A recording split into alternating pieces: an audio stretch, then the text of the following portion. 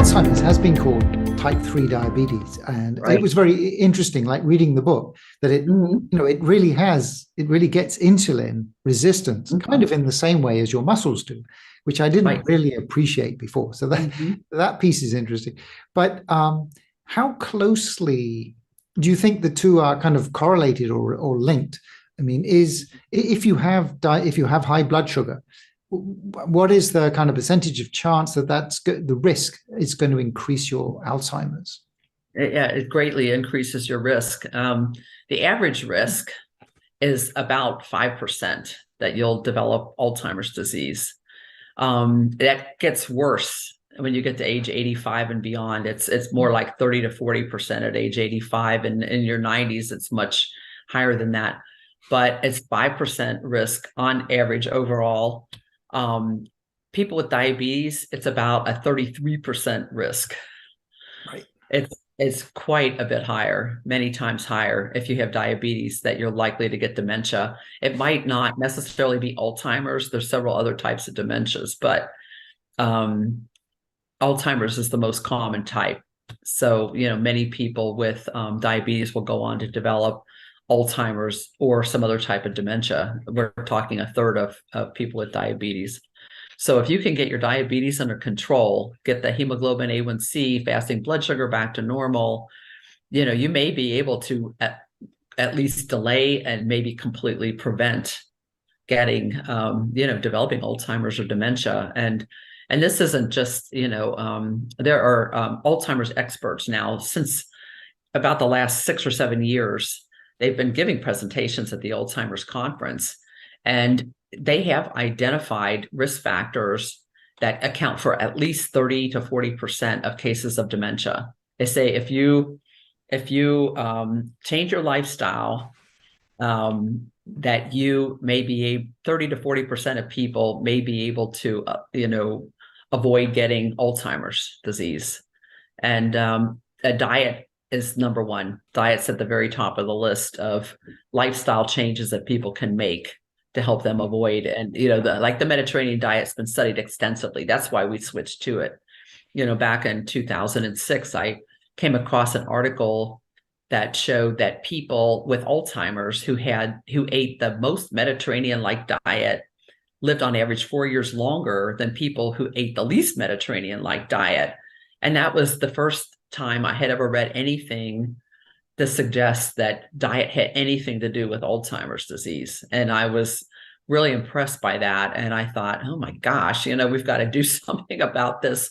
So, I just read everything I could get my hands on about the Mediterranean diet and other diets. I looked at other diets too, and decided Mediterranean was the way to go. And so I had several books, and we just completely redid our diet. We got away from all the convenience foods and the processed foods and just started eating whole foods and whole grains instead of refined grains, which are extremely high in sugar. They're 80 to 90% sugar, like refined, breads made with refined wheat, foods made with refined white rice are 80 to 90% sugar. They don't taste sweet, but they are.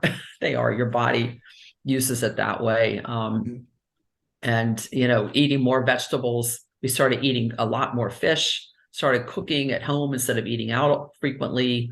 We were eating at a lot of fast food restaurants, Taco Bell, McDonald's, all of that. And Yeah. stopped doing all of that. And it Steve, he continued to worsen. I benefited greatly, but I don't know if it slowed it down. It might or might not have, but there's nothing to compare it to, for him. But he did continue to worsen, with his Alzheimer's. But I benefited greatly. I ended up over like 3 years losing 94 pounds, which is what is that, about 40 something kilos, I believe, Yeah. Sounds about something right. like that. And the other thing, was adding exercise to the Yeah. regimen. That's number two. What the experts say, lifestyle changes that are Mhm. important to avoid Alzheimer's is including exercise in your life. And they're finding it's not just aerobic, like walking is really great. It's Mhm. and it's important, but maintaining your muscle mass, doing the types of exercises that will help you maintain muscle are also very important to cognition. It correlates very well with, cognitive decline later in life. If you also are losing muscle, your muscle becomes infiltrated with fat if you don't exercise, and you become weaker and weaker, that type of thing. So, in the book, I have a nice big section on exercise, and there's just some relatively simple things that people can do every day, squats. And I do this myself every morning, doing several sets of squats, but you start with just a few if you haven't been doing them, and you put a chair behind you so you don't lose your balance, and end up on the floor. But and then wall push-ups and wall planks. I mean, it helps strengthen your upper body. So older people who haven't been doing exercise, these are relatively simple things to do. And you just start with a few at a time, and then you just build up. But it can help you maintain your muscle strength. Going to the gym and working with weights is even better in many ways. It can help build muscle. It takes time, and a lot of older elderly people aren't going to be able to do this, but younger people can start doing this. But, so that's extremely important. Getting a good night's sleep, an average of 7 hours is considered highly beneficial. Sleeping too much is not good. Sleeping not enough consistently is also not good if you want to avoid cognitive decline as you get older. A lot of people have sleep apnea. They don't know it, but snoring is part of it. A lot of people who have sleep apnea snore, and their partner, people living with them might notice that they stop breathing, or that they're struggling to breathe. The air just isn't getting in.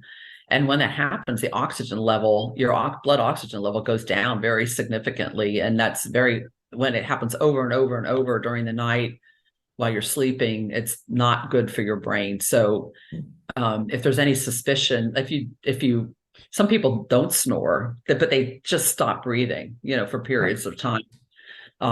If you feel, say you're sleeping, you're in bed sleeping for 7 or 8 hours, but you still feel like you didn't get enough sleep, it's possible that you might have sleep apnea.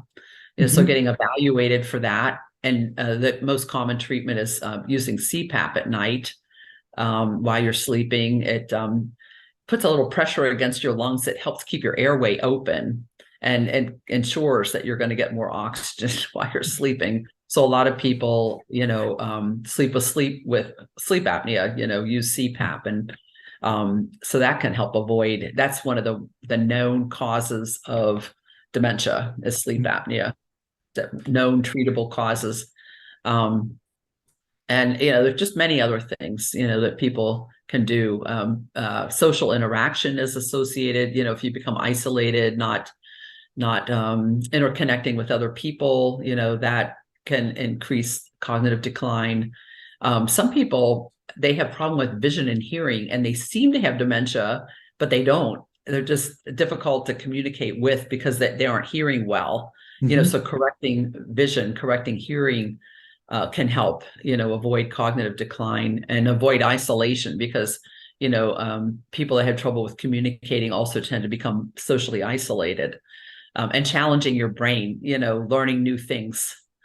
There's so many different ways you can learn new things. and many of them also involve social interaction, like being involved in a book club or something like that. And I'm involved in one that's online. I mean, you don't even have to go anywhere to do this. You can become involved in book clubs, with people that do this on Zoom, like we're doing now. So and then my book also goes into things to avoid. There are a lot of things to avoid. And some of those are those unhealthy fats, like the trans fats, reheated oils, a lot of, especially fast food restaurants, and some people in their own home, they like to fry foods and they'll reheat the oils over and over and over again. And restaurants, they tend to be heated to a very high temperature all day long. And they often don't throw out the oil, replace it for a week or so. So when that is going on with this high heat, a number of toxic lipids are formed.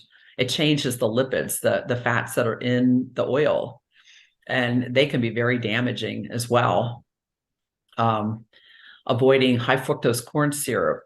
That just came along around 1970.